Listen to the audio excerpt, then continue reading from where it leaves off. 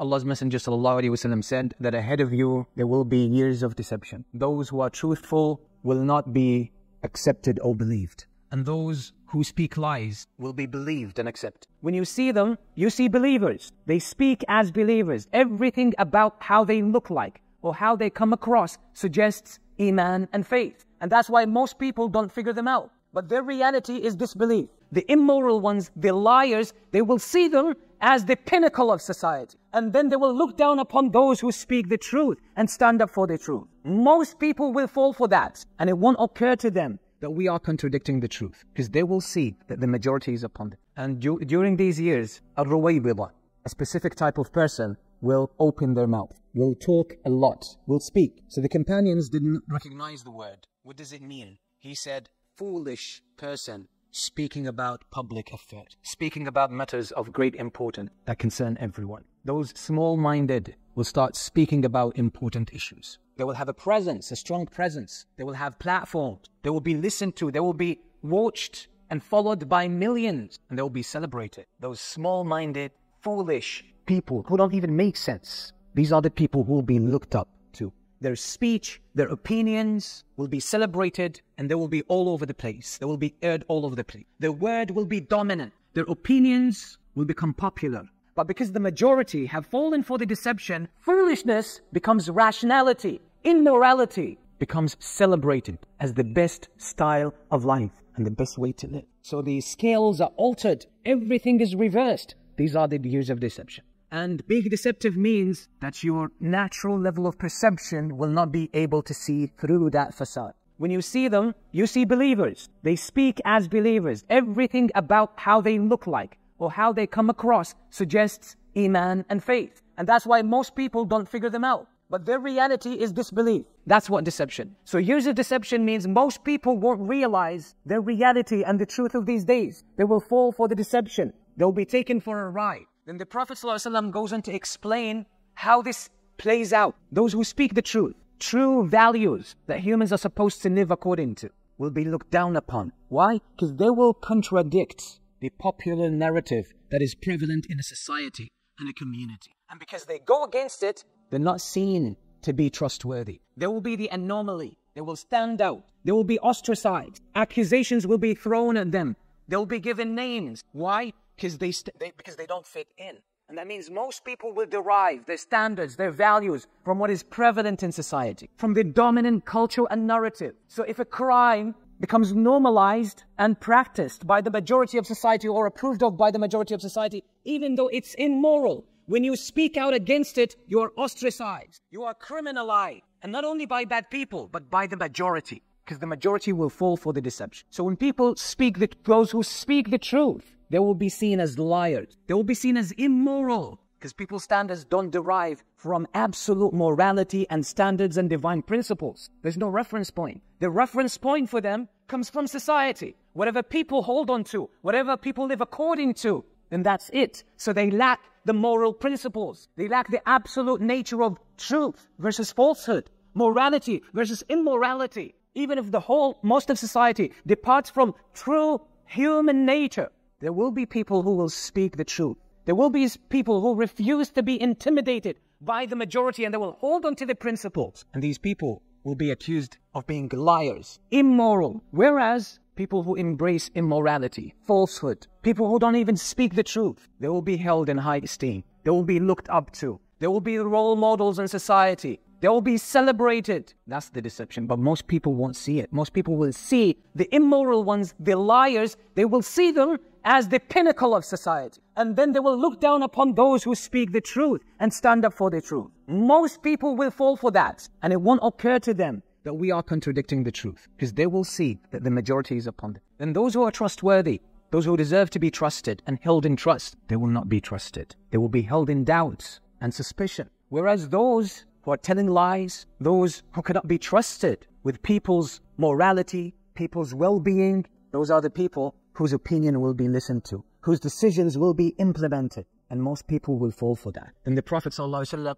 clarifies another aspect of these deceptive feature that will be prevalent. That is the Ruwaybidah will speak. They will have a presence, a strong presence. They will have platforms. They will be listened to. They will be watched and followed by millions. and they will be celebrated. Those small-minded, foolish people who don't even make sense. These are the people who will be looked up to. Their speech, their opinions will be celebrated, and they will be all over the place. They will be aired all over the place. Their word will be dominant. Their opinions will become popular. But if it were to be a healthy society or a healthy population, such people would not even open their mouths, because nothing comes out of their mouth but foolishness. But because the majority have fallen for the deception, foolishness becomes rationality. Immorality becomes celebrated as the best style of life and the best way to live. So the scales are altered. Everything is reversed. These are the years of deception. Why does the Prophet ﷺ tell us about that? So that we be aware of them. And it's not a matter of, oh, are these days the days we live in?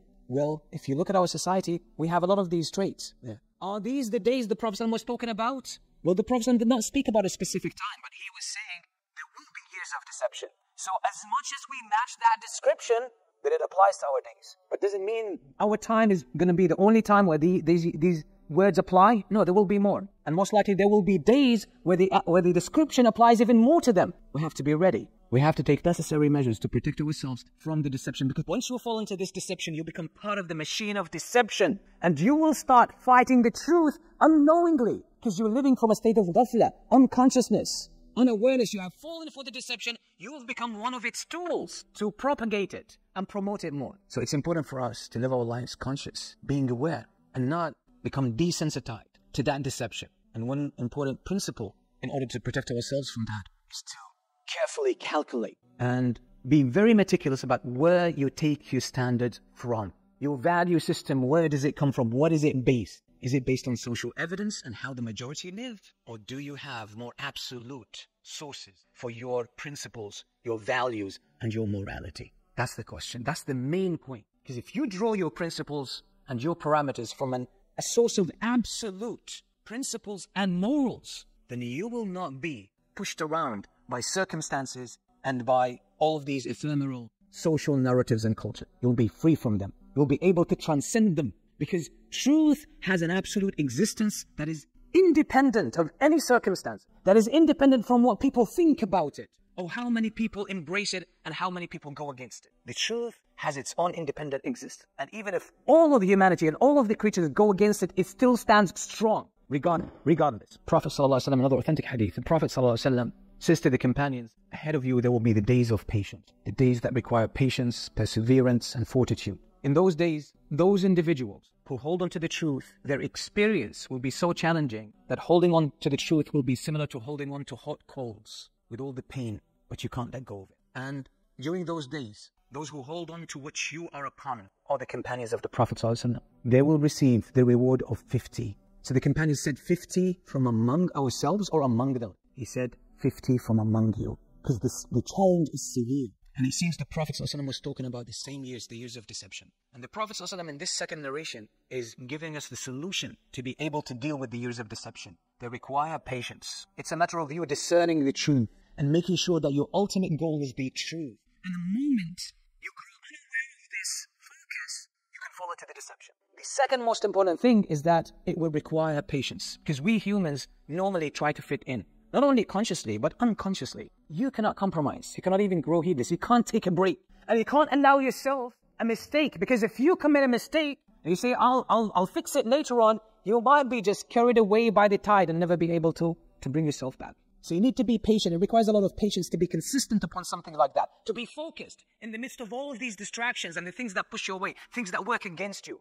And then the pull of society. Because when a society starts to demonize you, and it starts to force lie, immorality on you, giving falsehood the best name, and then depicting the truth in the worst image ever. It takes a lot of courage, it takes a lot of patience, not to fall for the intimidation, not to fall for all of this brainwash, not to fall for the allure and the attraction of fitting in a society and not being different, because it takes a lot to be different, because you're pushing back all the time. What society believes in, what society practices, what society celebrates has a huge weight on every individual that goes against. But you have a very hard choice. Either go against Allah and against your human nature and your fitrah and betray yourself and betray your creator, or go against the pressure of society, the people of deception. Life will be tough. Your days will not be like the days of others. Enjoyment will be less. Emotional pain will magnify. life will become harder.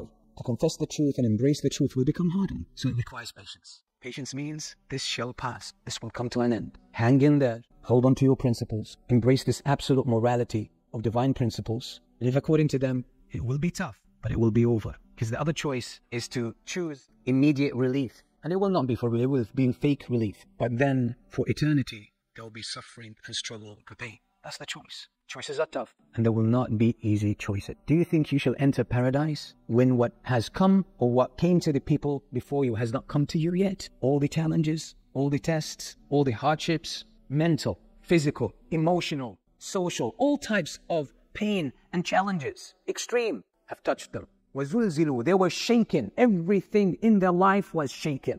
Everything was put to the test, to the point that the prophets from among those previous nations and his disciples who were with him, they would say, when is the help of Allah going to arrive? They couldn't deal with it anymore. They reached their limits. Because the harder the test, the greater the reward. We ask Allah subhanahu wa ta'ala to keep us upon the truth.